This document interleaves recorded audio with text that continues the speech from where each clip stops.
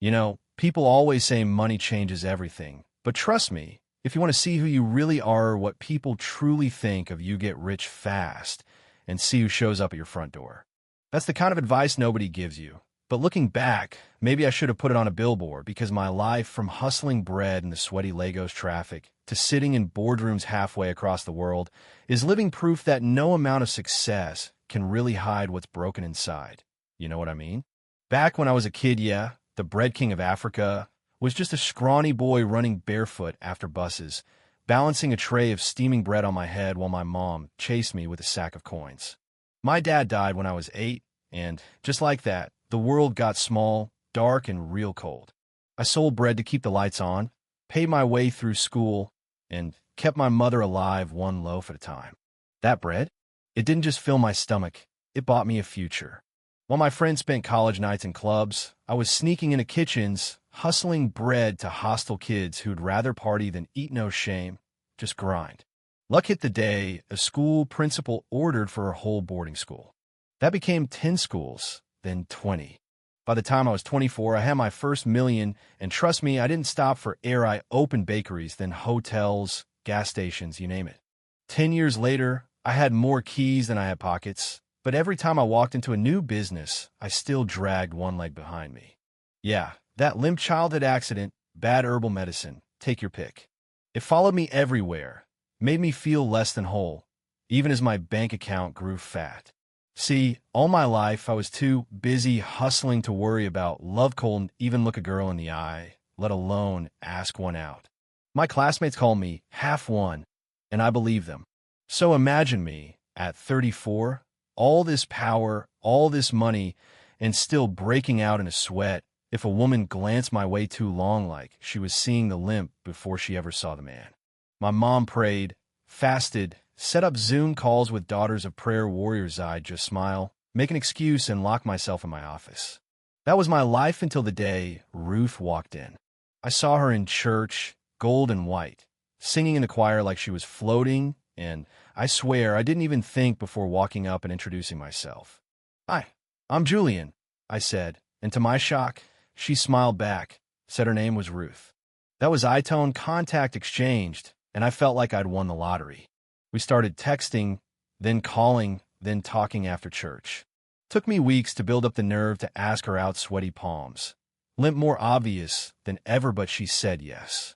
Yeah, that happened. I went all in: gifts, vacations, paid off her parents' debts, even upgraded their house. Ruth seemed perfect, kind, gentle, God-fearing. When I brought her to meet my mom, she did everything right, smiled, knelt, cooked stew. But my mom, sharp as ever, pulled me aside. "Her spirit isn't right, Julian. Eyes too sharp, always calculating." I brushed it off. Love makes you stupid, I guess. Fast forward to wedding day, and I'm so wrapped up in making Ruth happy that I buy her a brand new white Range Rover as a morning gift. I go to surprise her, and as I'm heading up the stairs, I hear laughter behind the bedroom door, her voice, bold and clear. "That man, have you seen the way he limps? He irritates me. I'm only marrying him for his money. He's not my type. I like my men whole." Her friends laugh. "So after marriage, what next?" she says. "I'll enjoy, then bounce Sago back to Toby, my real man." Yeah, that broke me right there in the hallway. I left without a word, face numb, chest tight, handed the car key back, drove home in silence. That's the day I decided to play a different game. Called my lawyer, transferred every single asset, business, and penny into my mother's name by noon. I was legally poor. Showed up at the wedding, smiled for the cameras, danced, played along. Ruth was glowing. No clue she was marrying a man with nothing left to give but his name. Weeks later, the Real Ruth came out, money requests flying, tantrums, threats, demands for millions. I stayed calm. I work for my mother now. She owns everything. Ruth laughed, checked my account, saw the truth. Soon her friends were telling her to file for divorce, grab half my fortune. Her own mother, bless her, told her to be patient, but Ruth was too far gone. 6 months in, she sued for half my kingdom. Court day Ruth in designer, everything. Lawyer asking for 50%. My lawyer stands up. My client owns nothing. All assets were transferred before marriage. He has $10,000 in his account. If you'd like, we'll split that. Ruth exploded, called me every name under the sun, cursed me to my face. All I said was, I loved you, Ruth, but you never loved me. You love the money. So now we're even. I signed the divorce, wished her luck with Toby, and walked out free. Ruth went home to her parents. Her mother slammed the door. Friends stopped picking up. She ended up working as a cleaner, scrubbing floors in a restaurant, staring at the stars every night, wondering how she lost the only man who ever really cared. As for Memon, it hurt more than I'll ever admit.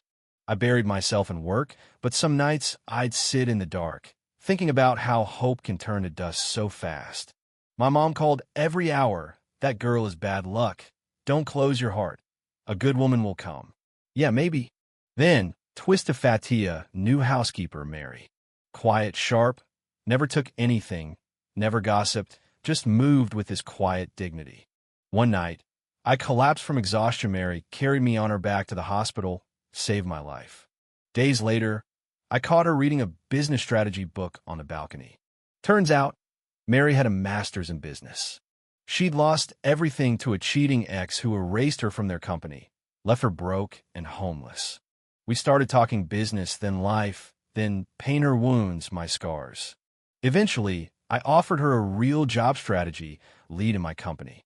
She took it, stunned the whole team, and for the first time in a long time, I felt proud of something besides my money.